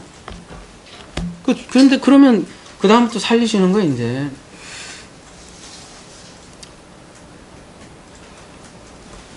그래서 그렇게 우리가 그런 짐승의 표, 그러니까 로마 제국에 그것도 이거를 또 요약하잖아요. 또 그나마 또 그런 걸로 요약한 교리, 그런 걸로 우리가 성경을 또 읽게 되잖아요. 읽게 되면 성경이 어떻게 역할을 하겠어요? 계속 고발하잖아요. 고소하잖아요. 그걸 성경에서 뭐라 그래요? 사탄이라고 하잖아요. 계속 고소하는 거예요. 야, 너 죄졌지? 너 죄졌지? 뭐, 아니지? 너 죄졌지? 빨리. 그러면 어떻게 만들어요? 그러니까 조직교회가 힘을 쓰는 거예요. 반드시 조직교회 가게 만들고, 사제한테 그 고해성사 하게 만들고, 그러면 사제가 너 재산 받았다. 그러면서 안정감을 느끼고. 그러니까 어떻게 해요? 꼭 예배에 나가야 되고. 계속 그렇게 고소하게 만들고, 가게 만들고. 이게 그래서 종되게 만드는 것이죠. 그래서 그런 교리로 이걸 안경을 이렇게 그 교리로 이렇게 보게 되면 그렇게 보게 될 수밖에 없는 거예요.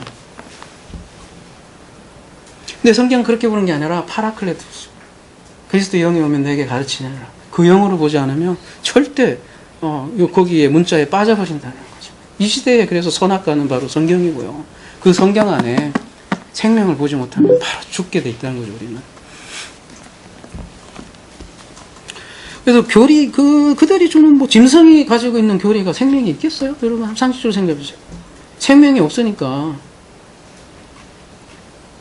부활을 당연히 경험할 수가 없죠. 볼 수도 없고, 천국이 어디에 있는지도 알 수 없고. 그래서 천주교에서 사실은 종교개혁이 일어났지만, 개신교도 마찬가지죠. 개신교도 어떻게 해요? 개신교가 추구하는 거는 문자주의거든요. 특별히 문자주의예요. 문자에 충실해서 오히려 카톨릭이 영해가 많은데 개신교는 그거예요. 문자에 좀 충실히 하자.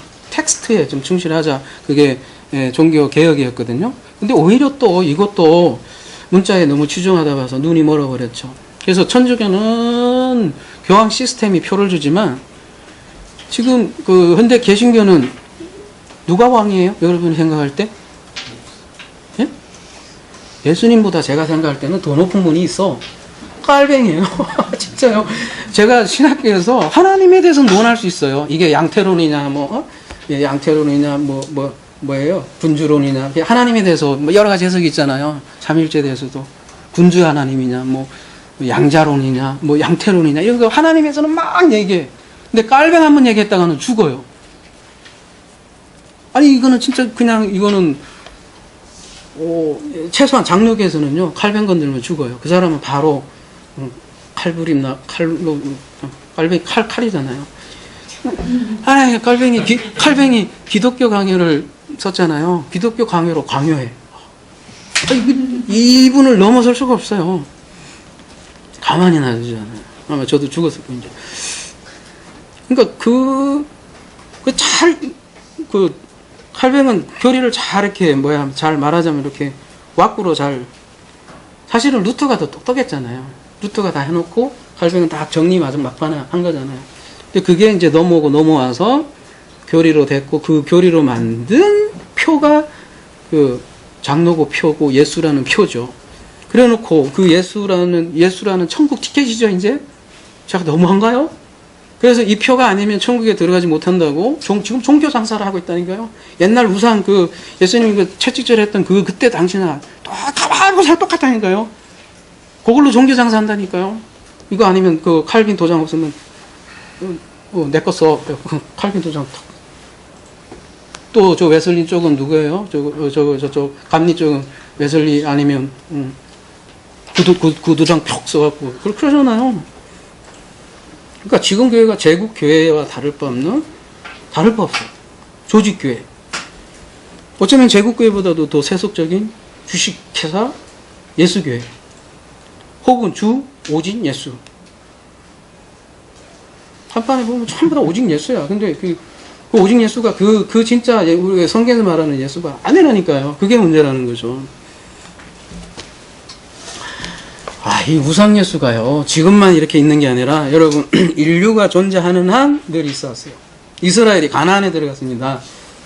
가나안에 들어갔을 때, 가나안에서 주로 섬기는 신이 누구예요?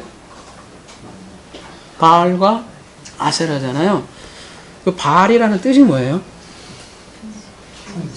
남편, 주라는 뜻이거든요. 바알이라는 뜻이에요. 근데 이제 바알과 아세라가 어떤 신이냐면 풍요의 신이에요. 농사의 신이고. 그래서 둘이 남자 여자니까 열심히 빌면 이 신들이 흥분한다는 거야. 둘이. 그래서 둘이 짝짝꿍 돼갖고 거기서 비가 내려온다는 거죠. 쉽게 얘기해서 번영의 신인 거죠. 열심히 내가 기도하면 반드시 이루어지는 신이 바알과 아세라예요. 근데 지금도 똑같죠. 어떻게 흥분을 시켜요, 신을? 쉽게 얘기해서 음악부터 먼저 딱 깔잖아요. 음악 해갖고 딱 심취하게 만들고, 그때부터, 바알과 아세라를 깨우잖아요. 근데 제가 너무 심한가요? 음악부터 해서 깨우잖아요. 그 다음에 이제 뭘로 깨워요? 주여 삼창 한번 때리고, 그 다음에 대거 기도하면 하나님이 깨어난다는 심상 아니에요? 딱 그거예요. 바알 아세라하고 똑같다니까요.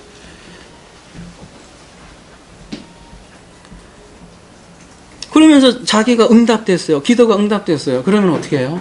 전국 순회하면서 간증하죠. 와, 하나님은 위대하다. 근데 또 응답이 안 돼요. 그러면 어떻게 해요? 골방에 가서 푹 쳐져갖고 우울증 걸려. 천국과 지옥이 왔다 갔다 하는 거야. 근데 이 지옥은, 그러니까 자기가 이런 거는 얘기 안 해요. 어디 가서 또.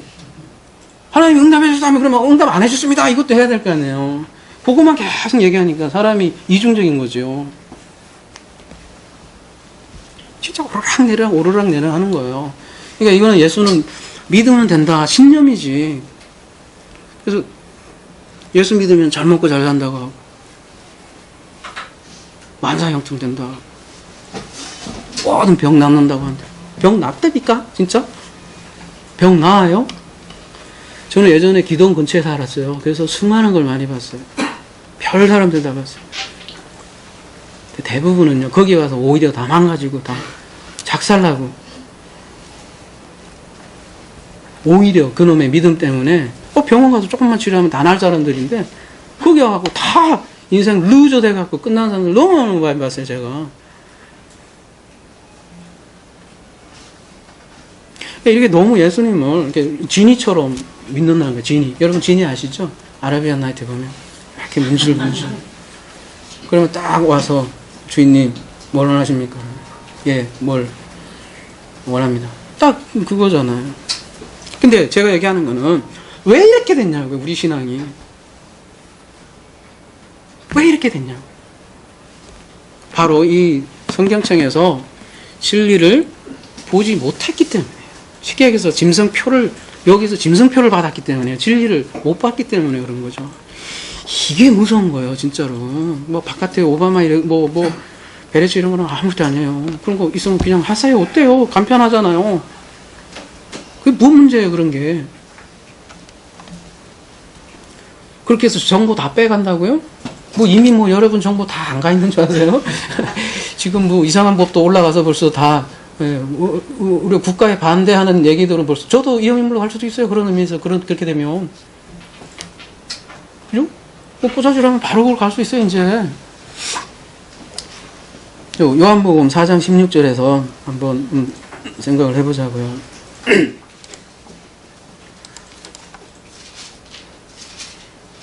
이르시되, 16절에 이제 이르시되 네가 남편 불러라 이렇게 했는데, 그 전에 얘기는 뭐냐면, 지금 사마리아 여인하고 예수님하고 막 대화를 했죠. 물 좀 달라. 이렇게 하니까 야곱의 우물 이런 얘기 하다가, 갑자기 지금 예수님이 뭐라 그래요? 물 얘기하다가 남편을 불러오라. 되게 뜬구름 없죠. 남편 불러와서 남편하고 할 얘기 있어요? 수가성 여인하고 나하고 좀 사귈 테니까 당신, 너무 심했나? 아니, 너무 뜬구름 없잖아요. 예수님이 네 남편을 불러오라. 그러니까 뭐예요? 여자가 대답해 이르되 나는 남편 없나이다. 예수께서 이르시되 네가 남편 없다는 말을 듣다. 이렇게 남편을 불러오라 하는 이유가 있죠. 뭔가 지금 가르쳐 주려고 하는 이유가 있는데, 뭐예요? 나는 남편이 없나이다. 이렇게 얘기하니까 뭐래요? 그 다음에 너에게 남편이 5이 있었고 지금 있는 자도 네 남편이 아니니 이렇게 말을 하시잖아요. 그러니까 남편이 없는데 예수님은 지금 18절에는 지금 있는 자라고 얘기하잖아요. 없는다고 그러는데요. 나 없어요. 그런데 있잖아. 그 얘기하는 거잖아요. 근데 그 있는 자도 네 남편이 아니다. 지금 그렇게 얘기하는 거잖아요. 그러면은 지금 예수님께서 하시는 지금 있는 자 남편은 누굴 얘기하는 거예요? 그간 많이 얘기했지만 예수님 자체가 지금 남편으로 와 있다는 거예요. 남편이 와 있는데 아까 얘기했던 바알, 이렇게 칭찬 남편이 아직은 아니라는 거예요. 그리고 과거에 남편 5이 있었다는 거, 이 5 남편은 뭐예요? 여러분이 얘기한 거 다 할 게 구약 율법 여러분 그동안 했던 모든 선지자들 다 얘기도 해도 되고, 그런 것들은 다 무슨 남편이라는 얘기야 지금? 가짜 남편이라는 거예요. 바알이라는 얘기가 말하자면, 가짜 남편인데 지금 내가 6번째 남편으로 지금 왔다는 거예요. 그래서 6번째 남편을 오셔서 뭐에 대해서 얘기를 해요? 물에 대해서 얘기하잖아요. 물은 성경에서 뭐예요? 말씀에 대해서 지금 계속 얘기를 하고 있고, 말씀을 먹여주는 거예요. 그래서 물을 주시는 이유는, 그 다음에 이제 요한복음 4장 23절에서 23절, 24절 얘기를 하는 거죠. 24절에 하나님의 영이시니 예배하는 자가 영과 진리로 예배할지니라, 이 얘기를 하는 거잖아요. 이게 물론 우리가 이것도 오역이라고 그랬죠? 다시 뭐냐 하면 영이신 그 하나님은 진리와 영으로 예배하는 자들을 영이신 그 하나님이 예배할지니라. 3인칭 단수로 돼 있어서 하나님께서 예배할 거다. 이 얘기하는 거잖아요. 그래서 그 7번째 진정한 남편은 이 7번째 남편인 성령을 지금 소개하고 있단 말이에요. 근데 왜 예수가 6번째 남편을 모셨냐면, 창조 6일째 남자와 여자를 만들었잖아요. 그래서 창조 6일째 짐승하고 사람이 함께 등장을 하고, 이때 아까도 말씀드렸지만 제가 여자가 남자를 만나지 못하면 짐승이 되고 짐승 숫자 6이 되는 거니까요. 지금 예수가 마지막 선지자 6번째 6으로 왔다는 거예요. 그래서 왔는데 물로 주신 거고, 그 물을 우리가 거듭날 때 뭘로 거듭난다 그래요? 물과 성령으로 거듭난다 하잖아요. 근데 그 물은 뭐냐면 예수께서 주신 말씀이고, 이 말씀이 성령으로 해석이 되어야만 하는 거죠. 그래서 물과 성령이라는 거는 예수와 성령 두 증인으로 인해서 물론 그것도 분리할 수도 없지만 결국은 두 증인으로 해서 거듭난다. 그 얘기를 가르쳐주는 거고, 여섯 번째 남편이 예수를 통해서 성령으로 거듭나지 못하면 그 예수가 바로 거짓 남편 된다. 지금 이게 알려주는 거잖아요. 쉽게 해서 666, 그러니까 666은 그런 건 아니고 표가 되니까 거짓 남편이 주는 표, 그게 666이 되는 거잖아요. 그러면 뭐가 안 되냐면 예배가 안 된다는 거예요. 지금 예배를 갑자기 얘기하잖아요. 그래서 예배는 영과 진리로 예배. 그래서 우리도 이 상호 예배인데, 상호 예배라는 거는 누구한테 드리는 것도 아니고 받는 것도 아니고 그냥 예배. 자, 예배가 된 거예요. 예배가. 그래서 여러분도 이거를 좀 탈피해야 돼요. 예루살렘 그 그린 신산도 아니고 예루살렘도 아니라잖아요. 여러분이 우리가 저까지 포함해서요. 우리가 진짜 예배가 되면요. 그 자체요. 그냥 이 예배가 되면, 내 자체가 예배가 되면 거기가 그냥 예배, 당이라고 할 것도 없고 예배, 그냥 본인의 예배예요. 본인. 싸가지 없는 소리인지도 모르지만 그렇게 되면 여러분 여기 안 모이셔도 돼요. 우리 자꾸 늘어나는 거 고민하잖아요. 아니 여러분 그냥 그 있는 곳에서 그 브리스게 아울라처럼 거기 있으면 거기서 예배, 거기서 하면 본인이 예배되면 거기에 이렇게 고기 떼들이 모이듯이 그렇게 가는 거예요. 그게 최종 아름다운 모습 아니에요. 그러니까 사도행전 보면 자꾸 흩어버리잖아요. 하나님께서 누가 하나 돌맞게 해서 흩어버리게 하든지 흩어버리든지. 여기가 조사한 날 나면 흩어버리고. 그래서 제가 얘기하는 거는 이 예배가 돼야 된다고. 이 예배가. 그건 다른 게 아니라 영과 진리로 예배한다는 거죠. 이게 안 되면 우리는 거짓 남편만 계속 섬기는 거예요. 교회 가야만 돼. 사제가 있어야만 돼. 그게 옛날하고 지금하고 뭐가 다르냐고요. 목사 필요 없어요, 여러분. 저 밥줄 끊어지는 얘기인데도 이런 얘기 한다고요. 저는 목사라 생각 안 해요, 솔직하게. 목사라고 생각도 안 해요. 그냥 한 인간이에요, 그냥. 그 예수라는 그래서 남편을 통해서 그 아버지와 예배가 되라는 것이지. 여러분 불교에서도 보면요, 붓다가 언제 이래갖고 본인을 섬기라고 했어요? 한마디라도 있어요? 여러분 불교 잘 아시는 분? 네버. 붓다는 전혀 그런 얘기 없어요. 본인을 섬기라고 한 적도 없고. 근데 그 어디서 문제예요? 그 밑에 것들이 이상한 짓들 해갖고 지금 불교도 이상하잖아요. 그리고 지금은 웃긴 게 서로 벤치마킹해. 교회에서 요즘 부흥 잘하잖아요. VIP 행사하고 니까. 그리고 교회는 매주 예배 드리잖아요. 그러니까 불교에서도 아예 benchmarking해서 매주 절에서 예배하더라고요. 거기도. 찬송가가 성불가로 바뀌고 똑같아. 서로 이제 벤치마킹해. 저쪽 기합장 파니까 여기는 못 팔고. 시원해요. 근데 언제 붓다가 그런 얘기 했냐고요. 붓다가 다시 오면 기가 막힐 노릇이고, 예수님이 다시 오면 기가 막힐 노릇일 거야, 아마. 아유, 답답해서 제가 오후 전에도 그러고 오후에도 그러고. 절대로요. 여기 잘 들으십시오. 성경은요, 예수를 섬기라고 한 적이 없어요. 너희가 예수가 되라고 하지 예수 섬기라고 한 적이 없다고요. 이게 인류 최대의 거짓말이라고요. 그게 제국교회가 그냥 그렇게 앙탈나게 사람을 죽여가면서 막은 진리라고요. 되세요. 섬기지 말고. 그래야 예배가 된다고요. 예배라는 게 수직관계가 아니라고요. 그냥. 그래서 너희도 아들 되라고요. 왜 아들 자꾸 그 아들을 닮으려고 하고 그래.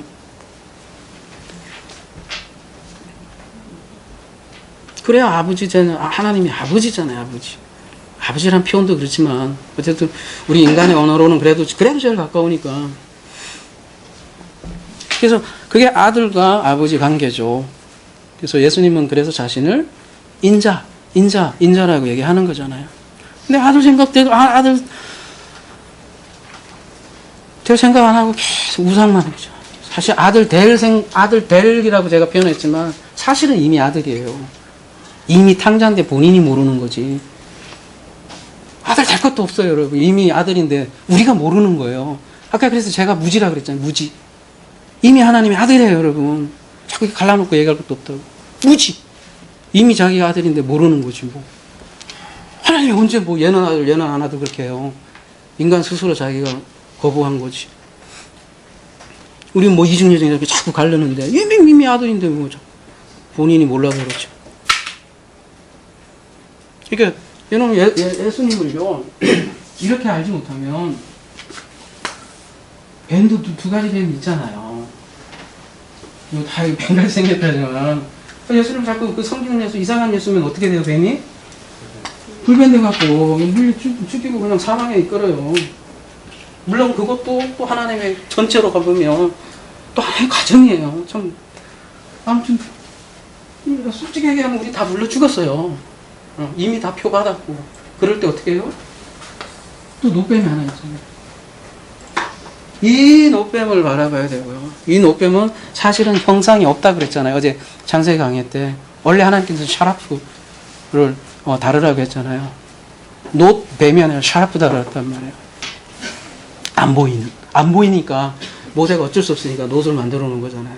보이는 예수 섬기라고 예수님 보내신 거 아니라 예수님이 보이는 메신저로 오셔서 보이지 않는 그 영혼을 가르치기 위해서 우리에게 오신 분이 예수님이라는 거죠. 그러니까 천하 깨는 자가 히틀러도 여러분 오바마도 아니고 가장 무서운 우리가 가장 사랑하는 이름 그 이름 예수가 천하에 깨는 무서운 그 시츄에이션이 되어버렸다는 거예요. 제가 지금 예수님을 폄하하는 거예요? 우리가 그렇게 만들었다고요.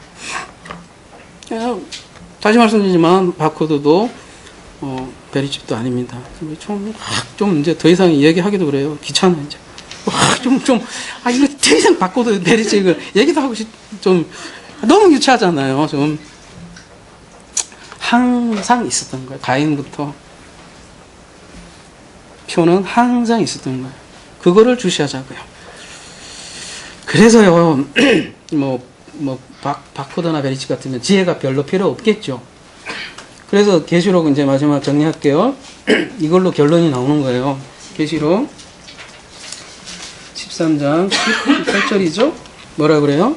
지혜가 있으니 총명 있는 자는 그 짐승의 수를 세어보라. 그 수는 사람이 있으니 번역도 총명으로 해갖고 말이에요. 좀 이게 무슨 총명이면 뭐 똘똘한 사람은 요걸 알 거다 뭐 그런 느낌이잖아요. 근데 우리가 이제 뉴스에 대해서는 제가 저번에 해서 여러분이 참 잘 이해를 하시는 것 같더라고요. 그죠? 아까 얘기했지만 뉴스의 그 어근은 그노스코예요. 그노스코. 암. 그러니 알미 얼마나 중요해요? 근데 우리가 좀 알미 얘기하면 무조건 영지주의다 얘기하는데 그렇게 만만해요? 알미? 아까도 어떤 분이 뭐 알미 그 지식이냐 그렇게 얘기하는데 천만에요. 알면 그런 게 알미 아니에요. 확고하게 보고 알고 어떻게 다 해서 빼도 박도 못하는 알미예요. 단순히 지식 그런 거 아니에요. 하나님을 경험하고 누리고 맛보고 알고 다 알아서 아는 거예요. 그러니까 얼마나 아는 게 중요해요. 믿음은 내가 알지 못하더라도 믿는 거잖아요. 근데 알미라는 거는 그냥 믿음은 확실하지 않지만 일단 전제로 하나님이 계시다라는 거를 일단 전제로 믿고 스타팅을 그렇게 할 수 있겠죠. 근데 알미라는 거는 그렇게 스타팅을 했는데 그러고 보니 완전히 이제는 빼도 박도 못하고 거부도 못하고 아는 게 아는 거라고요. 그거에서 근원이 그노스코고요. 근데 그걸로 나온 게 누스라고요. 근데 그 그노스가 완전히 내 마음이 된 게 누스라고요. 근데 이 누스가 내 마음이 아니라 아버지의 그 마음이 진짜 누스라고요. 나는 없어. 이제 그때부터는 내 마음은 내 안에서 싸우고 자식도 없다고요. 내가 그거 그가 내예요. 그때는 이제는 그게 구원이지 뭐 아직도 계속 싸우고 왜 아직도 성화를 해야 되고 그래야 돼요. 하나님이 이미 너 완벽하다. 하나님 너 내 아들이다 얘기한다고요. 인간적으로 보면 뭐 못생기고 뭐 그럴 수도 있지만 하나님 너 완전해 얘기하는데 왜 자꾸 나 아니냐고 얘기하냐고요. 그래서 이 마음을 가진 자는 세워볼 수 있다는 거예요. 세워보라고 하는데 세워볼 수 있고 그 사람들은 짐승의 수가 뭔지 지금 알고 있다는 거예요. 그래서 결론을 말씀드리자면 666을 더 이상 에브에서 찾지 말자. 666은 바로 이 짐승, 구체적으로요. 거짓교회, 제국교회, 조직교회가 주는 성경 안에 있는 말씀, 그들이 해석해 준 설교, 그들이 준 교리, 전통, 유전, 이 모든 것들이 다 표예요. 이 맛에 딱 준다니까요, 여러분. 그걸로 딱 줘서 그걸로 사람들이 살아요. 그래서 뭐 이게 또 아무 생각 없어요. 그렇게 실제로 간다는 거죠. 근데 우리는 뭘 가져야 돼요? 이누스, 하나님의 마음을 가져야 되고 그리스도의 영을. 사실 하나님께서 이미 여러분에게 주셨어요. 여러분 잃어버렸을 뿐이죠. 이 누스를 가지고 내가 아버지의 누스를 가질 때 내가 호몰로게 한다는 거예요. 호몰로게는 신이잖아요. 같은 호모 플러스 말, 같은 말하는 게 호몰로게하고 그거를 뭐라 그래요? 생명책이 된다고 그래요. 근데 이게 성경책이 드디어 짐승의 표가 드디어 생명책이 되는 거예요. 그러면 생명책에서 뭘 발견해요? 내 이름, 새 이름. 아, 요것도 하니까 내가 요거 오해 좀 풀어줘야 되겠네. 요거 얘기했더니 그 극락에 가서 이렇게 천당에 가서 하나님이 야 이리 와라, 이 집사 너 이름 뭐야? 그 시기요? 틀렸어. 바꾸고 왼쪽. 그런 개념으로 제가 얘기를 했는지 모르겠어요. 좀 말하지 마 이렇게 한다니까. 제가 말하지 말라고 한 이유는 스스로 깨달으라는 거예요. 그래서 말하지 말라고 했고, 이미 여러분도 사실은 답은 다 알고 계실 수도 있고, 지금 오늘 제가 계속 얘기하는 거고, 무슨 얘기냐면 새 이름을 발견하는 말은 뭐냐면 자기 존재를 확인하라고요. 제가 계속 대라고 했잖아요. 그 존재 확인하라고요. 확인하면 여기서 끝나는 거예요. 뭐 하나님한테 가서 뭘 체크받아요. 이미 본인이 그 존재, 자기가 누군가를 확인하라고요. 자기가 누군지. 그 얘기라고요. 그럴 때 생명책이 된다고요. 그러면 사실은 우리는 이거에서도 탈피할 수 있어요. 내 말이 네 말이고 내 말이 네 말. 삶에서 그냥 음악을 통해서 누리면서 그게 그냥 여러분 자체가 생명책이 될 수 있어요. 그게 최종 꼴이죠, 사실은. 그렇게 되면 얼마나 편해요. 그래야 다른 예수, 다른 우상을 우리가 섬기지 않게 되는 거죠. 결론, 성경책이 성명책이 되지 않으면 666이 된다는 거죠. 그래서 제목대로 생명책이 아닌 666은 아니 성경책은 666이다. 그래서 우리가 지혜가 필요한 거죠. 그래서 성경에서 깨어있으라 그러잖아요. 여러분 잠자지 말고 깨어있으라는 얘기 아니에요. 계속 그 이 누스 마음을 가지고 있으라고요. 그래서 깨어있는 그 아버지의 누스 마음을 가지고 있으면 우리가 알아요, 그냥. 이제 어디서 666을 주는지, 짐승의 표를 주는지. 그렇게 깨어있어서 이렇게 잘 분별해서 진리로 예배자 그 자체가 되기를 기도합니다.